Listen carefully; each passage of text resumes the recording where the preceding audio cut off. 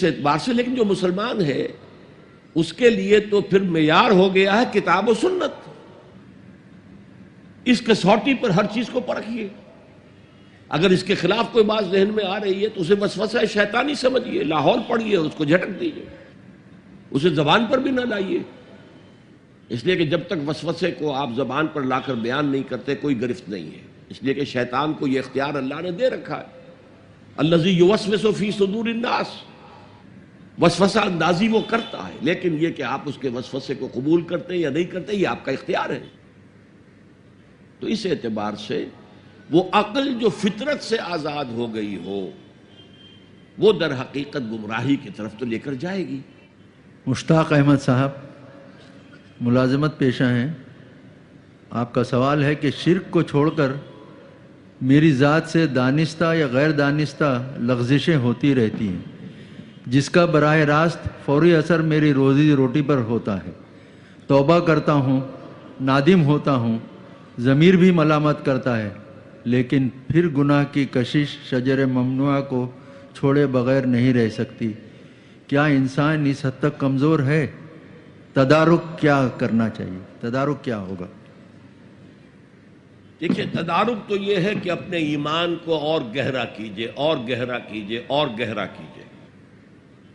جس کا منبع اور سرچشمہ قرآن ہے. قرآن پڑھیں اور قرآن کو اول تو کوشش کریں، اگر آپ کی عمر ابھی ایسی ہے کہ آپ سیکھ سکتے ہیں تو عربی زبان سیکھیں اور قرآن کو اپنی آنکھ سے پڑھیں، ترجمے سے نہیں. ترجمہ سیکنڈ ہینڈ نالج ہے. ترجمہ جب آپ پڑھ رہے ہوتے ہیں تو مترجم کی آنکھ سے قرآن پڑھ رہے ہوتے ہیں، اپنی آنکھ سے نہیں. وہ سیکنڈ ہینڈ نالج ہے. وہ نالج دے سکتا ہے، انسپائر نہیں کر سکتا. ترجمہ کبھی انسپائر نہیں کرتا. تو ایمان جو پیدا ہوتا ہے وہ قرآن کو سمجھ کر پڑھنے سے ہے. اس ایمان کی کمزوری کی وجہ سے ایسا ہو جاتا. اچھا یہ بھی ہے کہ بعض طبائع جیسے کوئی جسمانی طور پر بہت قوی ہے، بعض جو کمزور ہیں پیدا ہی لاغر ہوتے ہیں اور پھر ساری عمر لاغر رہتے ہیں. ایسے ہی اندر سے انسان کے اندر جو قوت ارادی ہے وہ بھی بعض کی مضبوط ہوتی ہے، جو فیصلہ کر لیا ڈٹ گئے. بعض کی قوت ارادی اتنی مضبوط نہیں ہوتی. مثلا بعض لوگ سگریٹ چھوڑنا چاہتے ہیں، نہیں چھوڑ سکتے. 8 مہینے 10 مہینے پھر اس کے بعد جو ہے وہ دوبارہ عود کر گئی.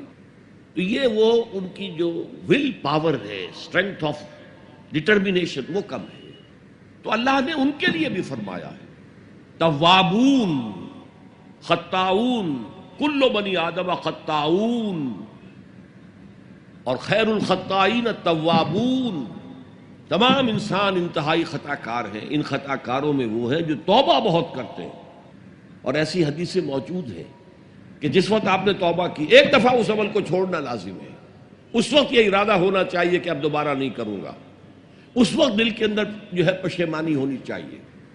اور اگر وہ حقوق و لباد کا گناہ ہے تو یا تو جس کا پیسہ مارا ہے اس سے معافی حاصل کرے یا کمپنسیٹ کرے. اس لیے کہ حقوق و لباد کے جو معاملات ہیں وہ اللہ معاف نہیں کرے گا. اپنے حقوق کو معاف کرنے میں وہ بہت سخی ہے.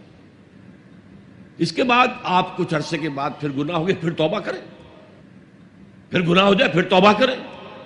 جڑے رہیں اللہ کے ساتھ. میں اس کی مثال دیا کرتا ہوں، کسی بچے کو ماں مار رہی ہے، وہ بچہ ماں ہی سے لپٹ رہا ہے. اسی طریقے سے اللہ سے لپٹے رہو اور سمجھو کہ ہاں یہ مجھ سے گناہ ہو رہا ہے، پھر دوبارہ. تو اس لیے کوئی حرج نہیں ہے. اگر آپ کی قوت ارادی کمزور ہے تو اللہ تعالیٰ جو ہے آپ کی جو بھی قوت اس نے آپ میں رکھی ہے، آپ کے جینز میں کوئی کمزوری ہے تو میں بیان کر چکا ہوں کہ جو شاکلہ انسان کا ہے، قل کل یعمل علی شاکلتہ، یہ وہ جینز کے ذریعے سے بنتا ہے اور ماحول کی وجہ سے بنتا ہے. لہذا اس کے اندر اندر ہی آپ عمل کر سکتے ہیں. تو اللہ تعالیٰ جانتا ہے اور ہر ایک سے وہ اس کی وسعت کے مطابق حساب لے گا. لا یکلف اللہ نفسا الا وسعہا. تم اپنے آپ کو اولاد میں انویسٹ کر دیتے ہو، اپنی پوری جوانی کی قوتیں اولاد کے صرف کر دیتے ہو. اولاد کتنی ایسی ہے جو والدین کی خدمت کرے پھر بڑھاپے میں کوئی بدلہ دے سکتی؟ ہاں، اللہ کے لیے جو کرو گے اس کا بدلہ محفوظ ہے. اور یقیناً اللہ ہی تو ہے جس کے پاس بہترین بدلہ ہے. تم اپنے آپ کو اولاد میں انویسٹ کر دیتے ہو. اپنی پوری جوانی کی قوتیں اولاد کے مسخر کر دیتے ہو. بدقسمتی سے ہمارے معاشرے میں طلاق کو بے انتہا برا چیز سمجھ لیا گیا ہے. یہ ہم پر عیسائیت کا بھی اثر ہے، ہندو مت کا بھی اثر ہے. اور طلاق مطلقہ عورت کے بھی دوسرے نکاح کا کوئی سوال ہی نہیں. اگر کوئی مطلقہ عورت یا بیوہ عورت نکاح ثانی کرتی ہے تو اس پر بھی فقرے چست کیے جاتے ہیں، اس سے رہا نہیں گیا، یہ بیٹھ نہیں سکی وغیرہ وغیرہ. اس لیے عورتیں عام طور پر اس سے بچتی ہیں.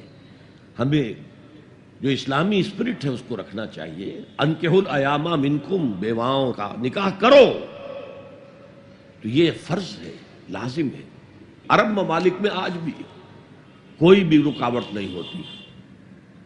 اور قرآن مجید میں بھی ایک جگہ پر سورہ نساء میں کہا گیا ہے کہ اگر تمہارا معاملہ آپس میں نہیں نپٹا تو ٹھیک ہے، علیحدہ ہو جاؤ، کوشش کرو حتی الامکان کے نباہ ہوتا رہے. لیکن اگر کسی وجہ سے مزاج ہی نہیں مل رہے، ہر وقت کی کھٹپٹ ہے، اور کوئی جو ہے میڈیشن حکم من اہلہ و حکم من اہلہا، ایک حکم اس کے بیوی کے رشتہ داروں میں سے، ایک حکم جو ہے شوہر کے رشتہ داروں میں سے، وہ بیٹھ کر کسی طرح معاملہ سلجھائیں، نہیں سلجھتا تو علیحدہ ہو جاؤ. اللہ تعالیٰ دونوں کے لیے کوئی بہتر شکل پیدا کر دے گا. گویا کہ ایک طرح کی پرسویشن ہے کہ بدے نہ رہو زبردستی، چاہے نہ تمہارے مابین محبت ہے، نہ موافقت ہے مزاج کی، ہر وقت کی کل کل ہے، ہر وقت کا جھگڑا ہے، ہر وقت کی جو ہے وہ میں تو ہو رہی ہے، تو اولاد پر بھی منفی اثر پڑ رہا ہے. ان کا کردار جو ہے وہ منفی قسم کا بنے گا. تو اس سے بہتر ہے طلاق.